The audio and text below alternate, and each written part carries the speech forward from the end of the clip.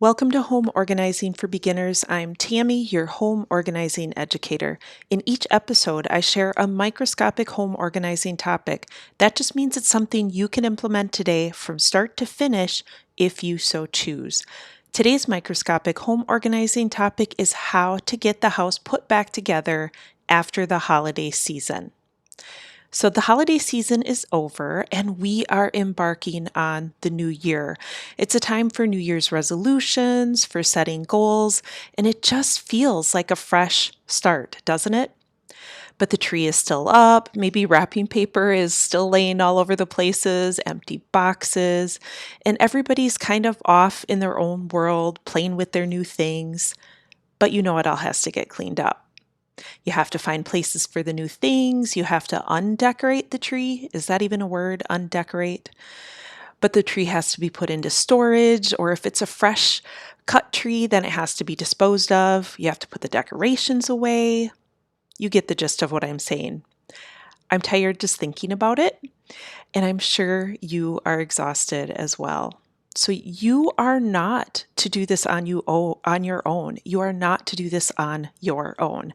You are the manager of your household and you are going to ask for help and you're going to delegate. So you want to be set up for lasting home organizing solutions, right? In order to make that happen, you're going to have to do something different than you've done before or what society tells us.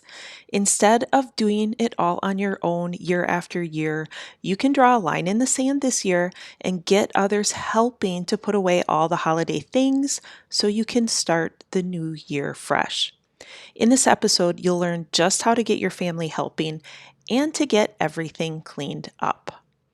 So we're going to dive right into it. How to get everything cleaned up. I have 3 steps for you. First, you are going to start by creating a quick plan of attack. You're going to list out what needs to be done. Some items on the list would be things like take ornaments off the tree, wrap and store them so they don't get broken, taking the lights off the tree. I really recommend breaking it down into little teeny tiny, very small pieces as opposed to large general ones, especially if your kids are young, they're going to need small tasks to do so that they can help as well. And if you train them now and teach them now, they're going to know it's coming every single year. I can't guarantee that they're not going to complain about it, but they're still going to do it because you are setting the stage. You are the deciding factor in this. So, another item on your list, take your gifts to your bedrooms. It's kind of like a decluttering list. You're going to declutter the area after Christmas. So, everything needs to get put into its home, or if it doesn't have a home yet, it'll be identified that you don't have a home. All right, so first, start by creating that quick plan of attack. Second, set a time or multiple times when everyone is going to help. It's the holiday season, so maybe you're not off of work, but the kids are. In that case, if the kids are staying home alone or you have somebody babysitting them, you can still leave lists for them to do. Okay, so it's a little bit different, but if you're home like I am, you are going to have everybody there. You're going to communicate to them. On such and such day at 3 p.m., we're going to spend an hour getting things put away. All right. You would be amazed at what you can get done in an hour if there are many of you or more than just you doing it. Okay. So if you want, you could also just give them a list. Give the kids a list, tell them what you expect of them. But it's kind of more fun if you do it all together and then they just get used to that and it's all done much more quickly instead of dragging out over time, right? And then if the kids are doing it by themselves, then they're like, oh, nobody's helping me. You know the gist. So set a time where everyone is going to help or give everybody individual lists, but still set a day and time when they're going to get it done. And the third thing, celebrate. Once everything is put away, make sure you thank everyone for helping and reward yourselves with game night or watching a movie or something like that. Okay, so this was super short. It's now time to go get to work. Once you've gotten your house put back together, how are you going to keep it that way? I want you to think about that as you go through this. So you can really dive into getting your home organized and keeping it that way in the new year with an organizing checklist. This is a free download that I have for you, and you can get it right now by going to www.homeorganizingforbeginners.com.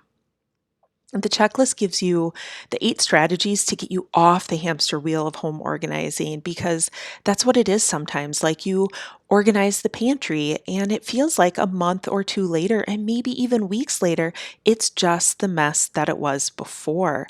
There are certain strategies that if you do them, you are going to be able to effectively get started, get organized, and ultimately stay organized, because that's what it's all about. You don't want to redo the work you've already done.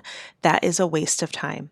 So again, you can access the free checklist at www.homeorganizingforbeginners.com. That's what I have for you today. I hope you have a fun and productive weekend. I'll be back here next week sharing tangible and simple instructions about home organizing, cleaning, and time management. I'll see you then. Thanks for listening to Home Organizing for Beginners. Are you to the point where you just want someone to come into your home to get it clean and organized? I get it. Daily life so easily has us feeling like we're running around like chickens with their heads cut off, right? What if you could learn how to clean and organize your home in a truly effective and lasting way? Is that something you would be interested in? In the online course, Home Organizing for Beginners, that is exactly what I teach you. It's so important when cleaning and organizing your home to consider how you and your family live life each day. It's a must in order to set yourself up for success with a home that you can whip back into shape anytime life gets out of control, because it's guaranteed that life will get out of control, right? So, home organizing for beginners will give you confidence in your ability to organize your home. It's going to allow your newfound confidence to show your kids that they can be organized too, even though they're going to fight you every step of the way. Home Organizing for Beginners gives you foolproof steps to creating a clean and organized home that you will be proud to welcome others into whenever they stop by unannounced. It also gives you time to spend how you choose.